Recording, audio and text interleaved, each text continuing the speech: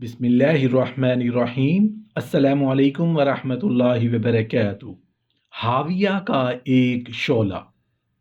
اوس بن نواس رضی اللہ عنہ روایت کرتے ہیں کہ حضرت ابو ذر غفاری رضی اللہ عنہ نے فرمایا کہ جب قیامت کا دن آئے گا تو دوزخ کی ایک گردن بڑھ کر نکل آئے گی جس کا نام لہب ہوگا، اور وہ حاویہ کا ایک شعلہ ہوگا جس کا سر عرش الہی تک بلند اور دونوں کنارے مشرق اور مغرب میں اور نیچے کا حصہ تحت الثرى تک ہوگا۔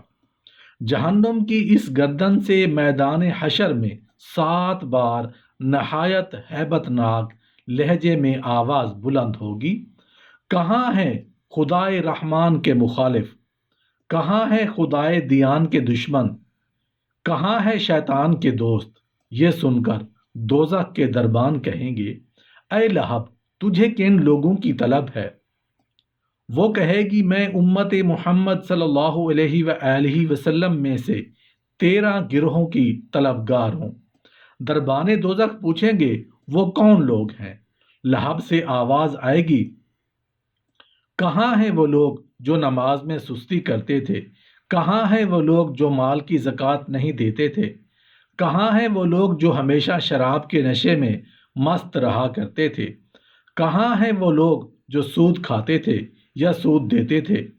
کہاں ہیں وہ لوگ جو اپنے ہمسایوں کو تکلیف پہنچاتے تھے؟ کہاں ہیں وہ لوگ جو آزاد اور مرد اور آزاد عورت کو مال دنیا کی تمام غلام بنا کر بیچ ڈالا کرتے تھے؟ کہاں ہیں زنا کرنے والے؟ کہاں ہیں ماں باپ کی نافرمانی کرنے والے؟ کہاں ہے توبہ کر کے توڑنے والے؟ کہاں ہیں وہ لوگ جو جوار زانی کے دونوں میں غلہ روک رکھتے تھے تاکہ قحط کے زمانے میں مہنگائی بیچ سکیں؟ کہاں ہیں وہ جو ایمان اور اسلام کی نعمت پر اللہ کا شکر چھوڑ بیٹھتے تھے اور انہیں مرنے کا خوف نہیں ہوتا تھا؟ کہاں ہے جو بندگان خدا پر ظلم کیا کرتے تھے؟